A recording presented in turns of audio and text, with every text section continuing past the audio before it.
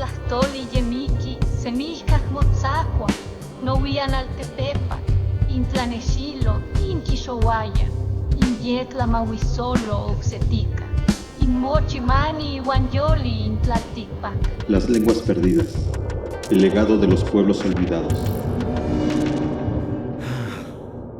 ¿Qué piensas, viejo amigo? ¿Cómo llegamos a este punto? Hola, Shanders. Basado en mis análisis, la principal razón por la que la Tierra se ha vuelto inhabitable es el daño ambiental causado por la actividad humana. Lo sé, pero ¿cómo pudimos haberlo evitado? Una de las soluciones podría haber sido mantener la diversidad lingüística de pueblos y sociedades milenarias. Los idiomas no solo son herramientas de comunicación, sino también formas de entender el mundo y el medio ambiente que nos rodea.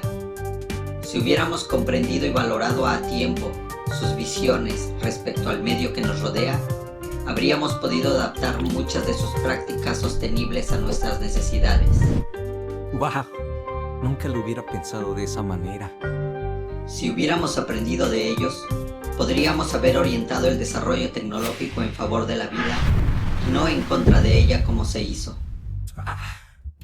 Demasiado tarde para eso, ¿verdad? Tal vez aún podamos hacer algo. Aprende una lengua indígena.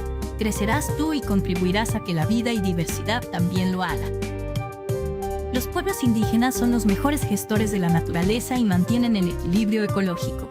Un estudio del Fondo Mundial para la Naturaleza muestra que un notable 91% de los ecosistemas administrados por pueblos indígenas se encuentran en condiciones ecológicas buenas o moderadas.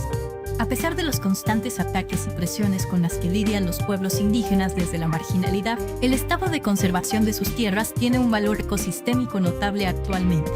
No solo en términos de preservación de sus tradiciones y cultura, sino de la restauración de espacios naturales venidos a menos por la feroz actividad humana e industrial.